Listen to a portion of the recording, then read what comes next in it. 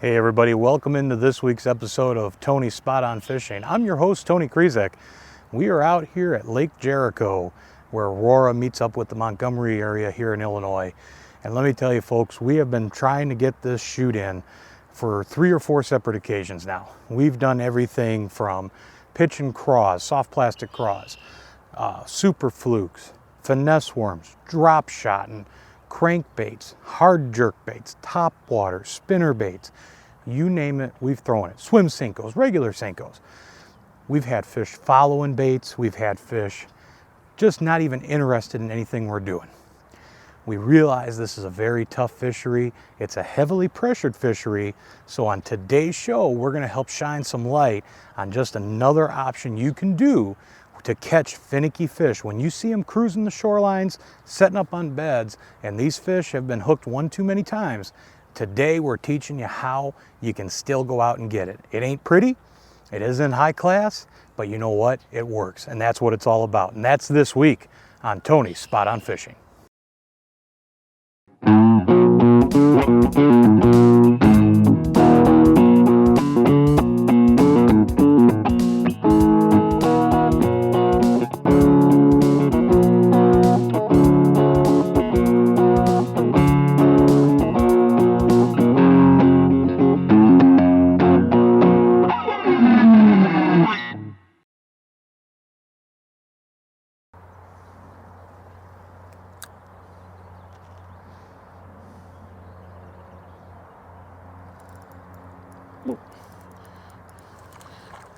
Well,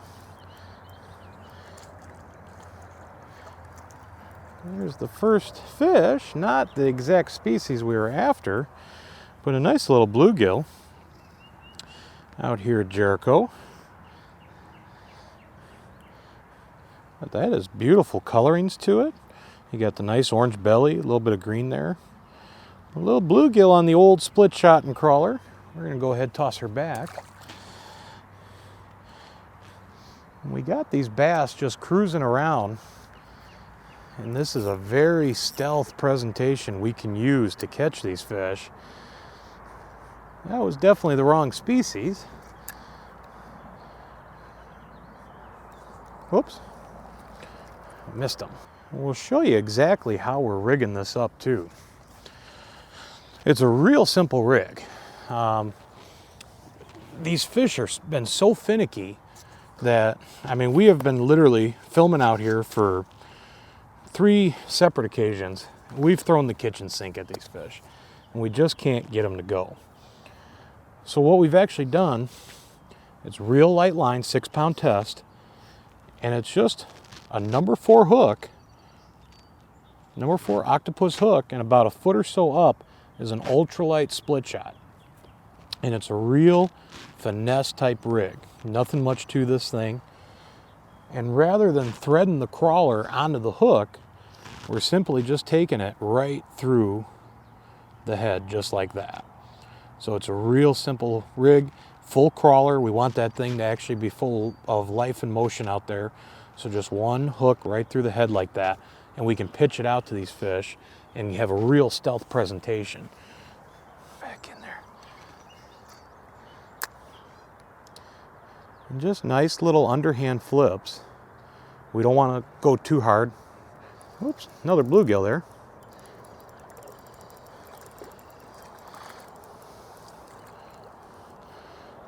Come on, bluegill, what are you doing there? You gotta leave my nightcrawler alone. Good sized bluegills out here though. Tell you what, you can bring the kids out here and take some crawlers or some waxies and just have a blast with these fish. And once we pitch it out, we'll let it settle to the bottom. With that ultralight split shot, it's going to be a real slow fall. And then we can just go ahead and, whoops, just had a bite there. I think that was another bluegill. We can go ahead and just kind of jig it back to us very slowly, kind of get a swim in motion. We're going to grab another crawler here. Now this technique, it's not the most glamorous. Whoops, he got off. It's not the most glamorous. You're not going to see it on the tournament trail. Another little bluegill there. But when the pressure gets tough like this, and there's a tremendous amount of fishing pressure out here, we can do this technique. It's real light, real finesse. We're literally, it's my 6'9" medium light spinning rod with a small spinning reel with just some 6-pound mono on it. But we want it real light, real finesse. These fish have just been pressured so heavily by a lot of the other shore anglers out here. So going to a presentation like this can really help our chances. I do a lot of fun fishing up on Lake Geneva, and when that lake gets a little funky, we'll actually do this pretty much the same presentation. We can usually get these fish to go.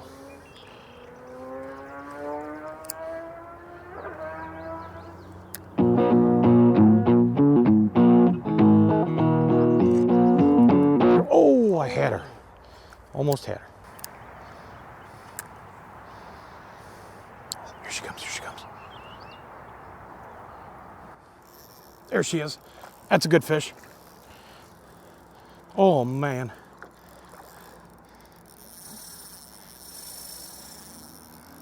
This is only 6-pound test, folks, but this is a real good one. Holy cow.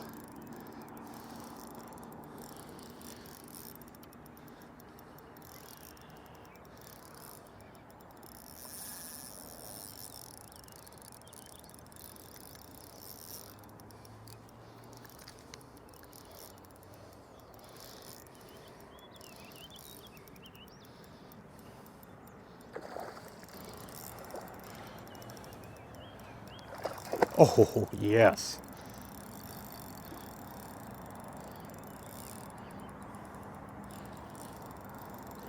Get out of those weeds, girl. No, you don't go in there. Oh, this is going to be tough.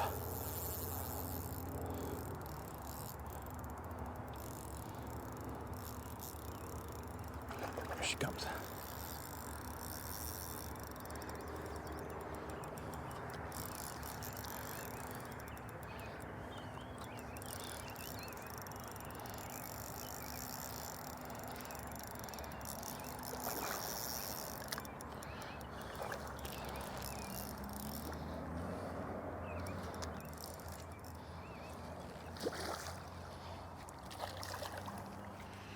She is. Oh, yes.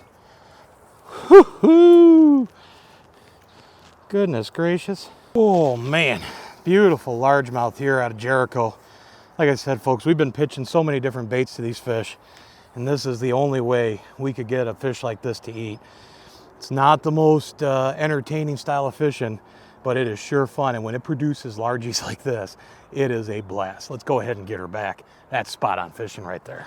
And away she goes. You can tell these fish are just so pressured. She has literally picked it up at the tail and just spit it right back out. I only got her to actually really commit to one crawler. And I missed it. I didn't get a hook in her.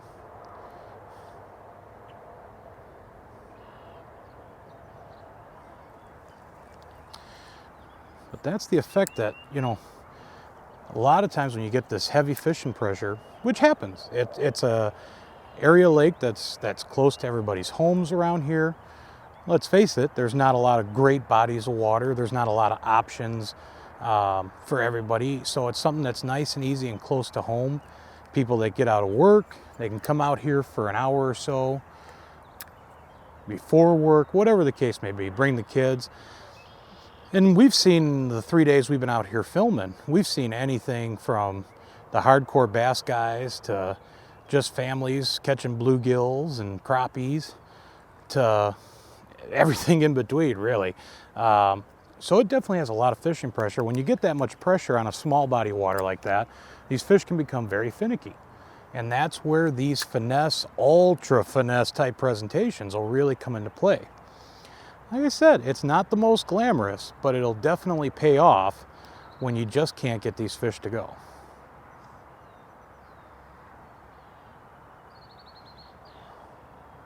Oh. Well, if nothing else, I'm making her mad because I'm having bluegills follow my crawler in, and she's not liking that, invading her territory. Just eat up on it, girl. Eat up on it, eat up on it, eat up on it. Got her. Cool thing about sight fishing these fish is you can actually see them take the bait in. You know when they've eaten up enough on that worm to set the hook on them.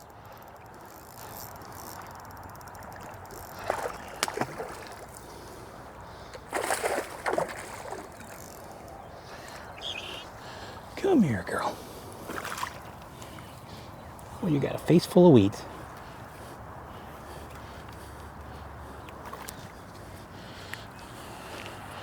Right on the top of the mouth there. Just grab a little pair of pliers. You can see exactly what I'm talking about. The corners of her mouth are scarred up. I mean, these fish should just get pressured so heavily, and they've seen so many baits, and sometimes just going to live bait like this is really your best option. And that's number 2 on the board for us, with a couple gills mixed in. But I'll tell you what, it's a fun way to catch these fish. Let's get her back.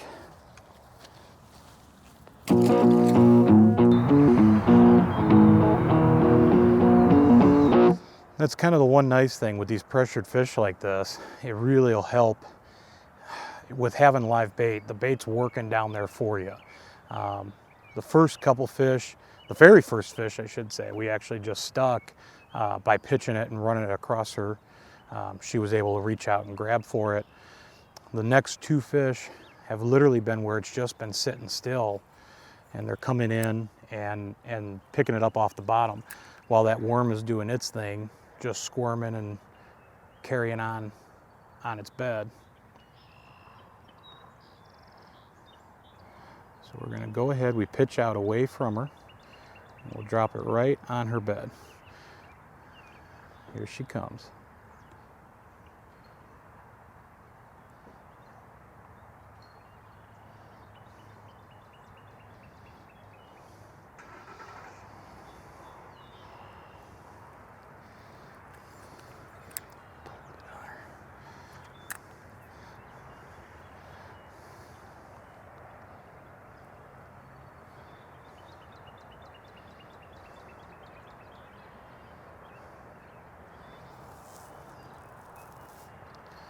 She's just staring at it.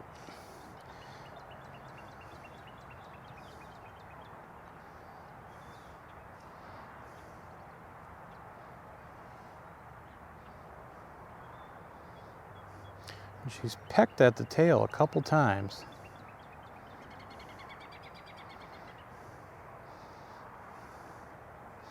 I mean, that's just another sign of how pressured they are when you drop live bait right in front of these fish and they're leery to grab it. But it's one of the reasons we're running the setup we are. If we were to actually thread a crawler onto the hook, if we were to thread that crawler on the hook, we're not gonna get this action out of this nightcrawler. It's gonna be kind of bound up. We'll have a much bigger hook. We want to go as stealth and finesse as possible.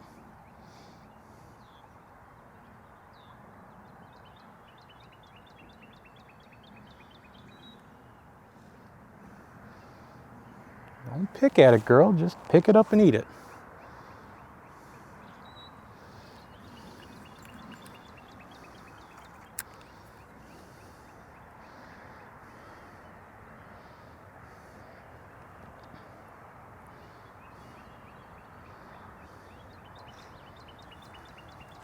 There she is.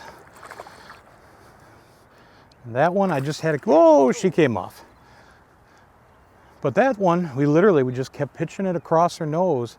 I had set it on the bed there, and while it's on the bed, that worm is just kind of doing its thing, its little dance there on the bottom. And she would come in, she was pecking at the tail, couldn't really get her to commit. And finally, I was just literally pitching it through and just slowly swimming it. Because with that little split shot on there, it won't really force it down, so you can get a nice flutter and just really easy move that worm along and almost swim it. And it was that third time through, she just couldn't take it, and I got her to eat there. It was a smaller fish, but still got her to go nonetheless. Like I said, this live bait tactic, sometimes on these fish, it's all you can do to get a couple fish on board. And we're kind of losing our light here. The day's winding down, so I'm not really able to see these fish cruising anymore. So I'm actually just we're just kind of working down the shoreline, still just pitching our crawlers out. And when you get to these periods where you can't see them, that's all you can really do.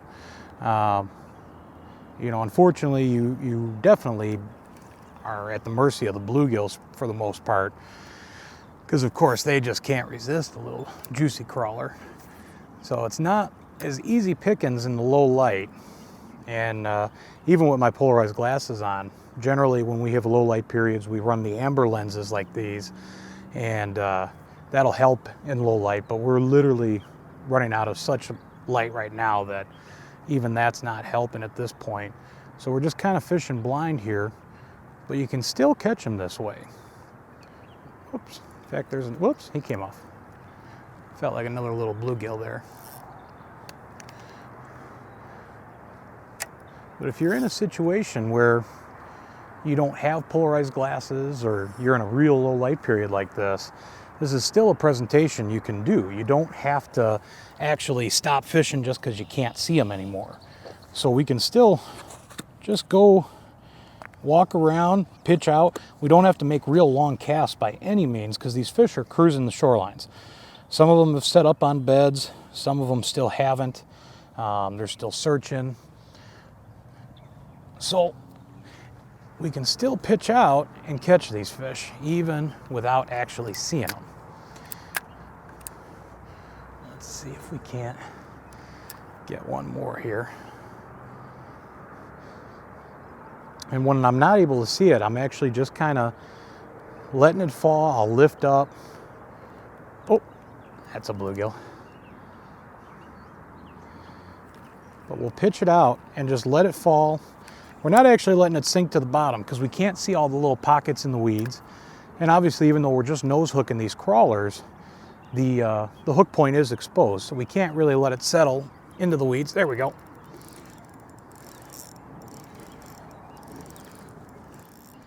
What do we got? Oh, here we go, a little yellow bass.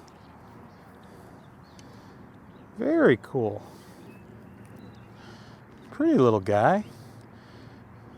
So even you can get a mixed bag out here just pitching live bait. I mean, we got a yellow bass, we got bluegills, there are crappies out here, there's carp, there's bullheads and cats, there's shad, largemouth bass, smallmouth bass are all out here.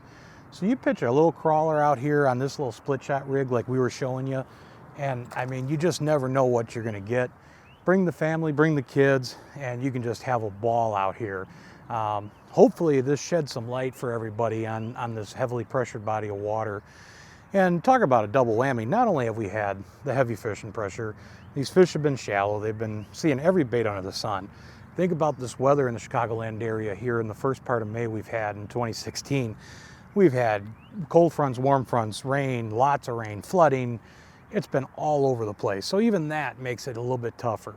So when it gets that tough, don't be afraid to pitch live bait. It'll definitely produce some fish for you. That's all the time we have for this week, folks. Once again, my name's Tony Krizek. Can't wait to see you back here next week on Tony's Spot On Fishing.